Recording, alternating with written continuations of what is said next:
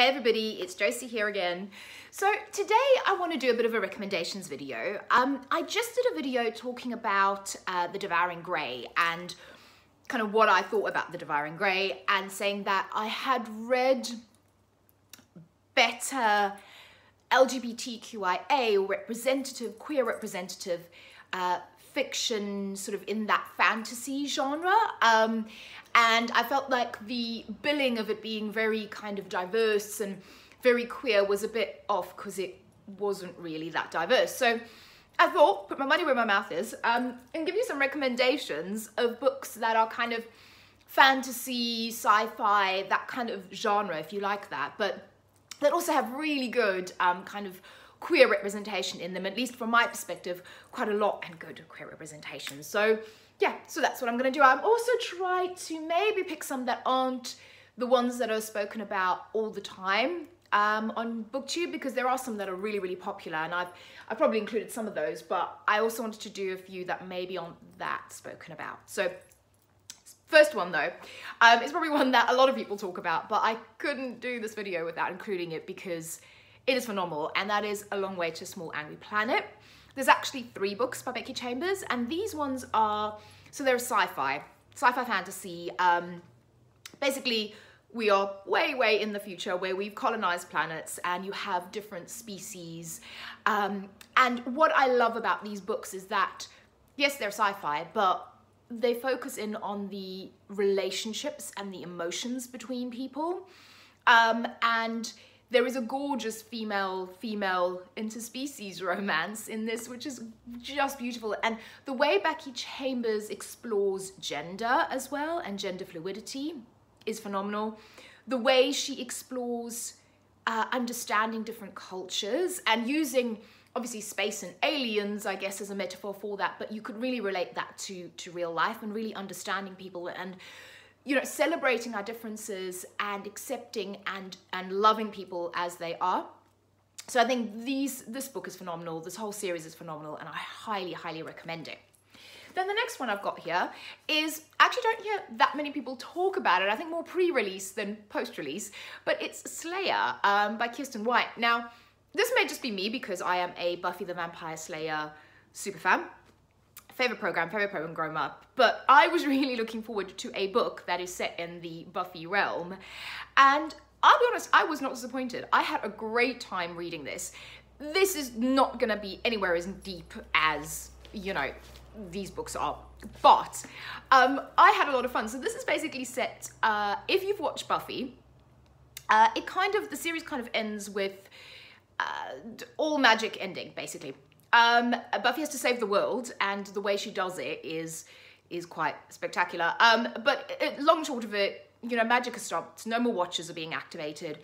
And this is actually from the point of view of the remaining Watchers, the Watchers that were kind of left. And no kind of Slayers are being activated either, so we believe. And it focuses on 2 sisters. And the reason I'm putting this in the queer fantasy section is that one of the sisters is queer. There's a lovely kind of female-female relationship brewing there, and one of the main character's best friends is queer, and he has this lovely relationship. These 2 boys are so sweet together. So it has some really great queer rep and relationships in it, and I really had a good time reading this, and not a lot of people have said anything about it, but I would recommend it, particularly if you're a Buffy fan. It had action, it had romance, it had some intrigue. I think it's a great setup for the series, so hopefully, I mean, I'm hoping there's going to be more. Yeah, and I thought it was great. So the next one I'm going to talk about, again, is maybe one that not that many people talk about, but it's this one by Nicola Griffith, and it's called Slow River. This is actually a classic sci-fi work, so you can see it's actually the series that was done on sort of classic sci-fis, and this is gorgeous. So it has so many, the main character is queer, that the whole relationships, there's 2 main relationships in this book, and they're queer. It mainly is all female cast.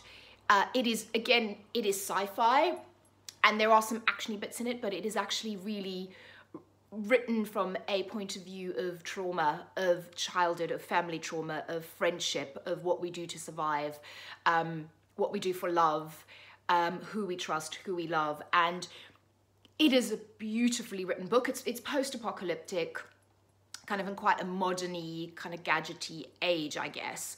But it is so human, and there is so much emotion in this book. And I love these female characters, and their relationship isn't clean and it isn't tidy, and it's complicated and it's messy and it's emotional and it's damaging at points, but it is a fantastic, fantastic read. So if you're looking for something like that in the sci-fi realm, that's a classic sci-fi, but that has a female romance at its center, that's the one to read. The next one is this one here. I've talked about this one quite a few times. So A Blade So Black. I freaking love this book. This is a Alice in Wonderland retelling. So it is basically kind of set in modern time, Atlanta. And Alice, the Alice in this book, has to fight nightmares. So humans dream, and almost like their nightmares come alive, and she has to fight these nightmares. And she kind of has, she goes down to Wonderland, and she discovers she has powers. And it's really cool from the point of view that it's a really great take on the Alice myth. It's fresh, it's new, it's diverse. The lead character is a lady of color, which is really great. We've got a bit of diversity in there as well. And then there's also a lovely, lovely kind of female queer romance brewing with two of the Wonderland characters, and one is actually like the Huntress, which is really cool as well. And the women in this book are really powerful. It is a fun read, and I cannot wait for the sequel to come out. I think it comes out in a few months, so I will definitely be reading that. Next one. This one is going to be one that most people will recognize because a lot of people loved this and hyped it, and you can see I've tabbed it up quite a bit. It's Girls of Paper and Fire. This is, again, diverse. The author is diverse, so I believe this is based in, I'm going to lie, Malaysia. Is it Malaysian culture? And yeah, Malaysia. The author is Malaysian. And what's great about this is it's also based sort of more of Eastern mythology, which is a bit different as well. So it kind of ticks a lot of diversity boxes there. But it's also, so I will say, trigger warnings here. The central theme is that you have a demon king who picks these paper girls to be his concubines. So there are scenes of rape, you know, sexual coercion, just the whole central idea of somebody just picking girls to be his concubines. But the lead character, she fights against this and she falls in love with one of the other girls. And that is beautiful. That love story is gorgeous as it runs through the book. And, you know, there's some really hard scenes, but the kind of strength of these characters and how they fight back is gorgeous. And again, I believe this is the first book, certainly where it ended. There should be a sequel, and I cannot wait to read the next book. These characters are fascinating and beautiful, and although it's fantasy, again, it explores quite deep themes, which I really love. The next one is Wicked Like a Wildfire. So this, again, I don't hear that many people talk about it, but the second book is out. I'm cheap and I'm waiting for the soft cover. But again, a little bit of diversity. So Lana Popovich, this is set in, oh God, it's set in Eastern Europe, I believe, yeah. And again, you have a bit of more of that Eastern Europe mythology running through it. So you basically have a family of witches, think kind of practical magic. And it's really cool. There's a lot of action going on in here. The characters, again, are really well written. You have two central female characters who are sisters, and one of the sisters is queer. And the relationship with her and her girlfriend is just beautiful. And this book, I think, is going to focus, this book focuses more on the other sister. So we'll tell you what happens.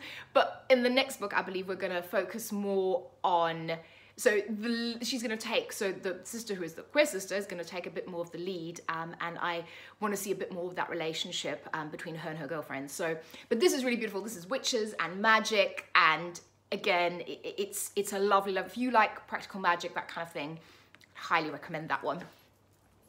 Then I'm going to speak about these two together. So it's Ash and Huntress by Melinda Lowe. A lot of people talk about Ash, so this is, I guess, a Cinderella retelling, but where Cinderella falls for the Huntress, so the king's Huntress. And then Huntress is basically a prequel, so it's set before Ash. And it's not the same Huntress that we have in Ash, but it's kind of an evolution story of how the Huntress comes into being, really. And yeah, they are gorgeous. I mean, a queer Cinderella, oh, just so beautiful. I loved Huntress as well. Again, there's a gorgeous queer girl romance in this one, and it's just really beautiful, and it's beautifully written. It's not sort of that insta love. So I like I said, a lot of people talk about Ash, not that many people talk about Huntress, but I absolutely love it. I put these two on par. They're both 5-star reads for me, and they will be read quite a bit. And I do really, really love them. So I recommend, if you're going to read Melinda Lowe, I would recommend both of these books. Read them together. Maybe actually read Huntress first, because you'll kind of get sort of the origin story of the Huntress, and then read Ash. Really good. And then the last book is one that probably comes as no surprise to anyone, is Saw Kill Girls by Claire Legrand. And I think this is the one I actually mentioned in my Devouring Grey video. So this book is queer AF. I mean, there are so many, it's beautiful representation of asexuality as well, which we don't get a lot in literature. Bisexuality, queer girls, and just these gorgeous, powerful women standing up for each other, and fighting against this evil. So it's kind of more like an urban fantasy. So it's set in today's world, on this island where girls have been going missing for centuries, and no one's really done anything about it. And then the central character, her mother and her sister, move into this town, and she kind of figures out what's going on. But it is just beautiful. The story is fun, and it actually gets quite dark in places. But it's a great action story, but also you have these wonderful, strong, central female characters, and lovely romances, and just a wonderful, wonderful representational book, truly representational. So yes, so those are my books. Thank you for listening to me. If you have any recommendations in that vein, please let me know, and I will speak to you all again soon. Bye-bye.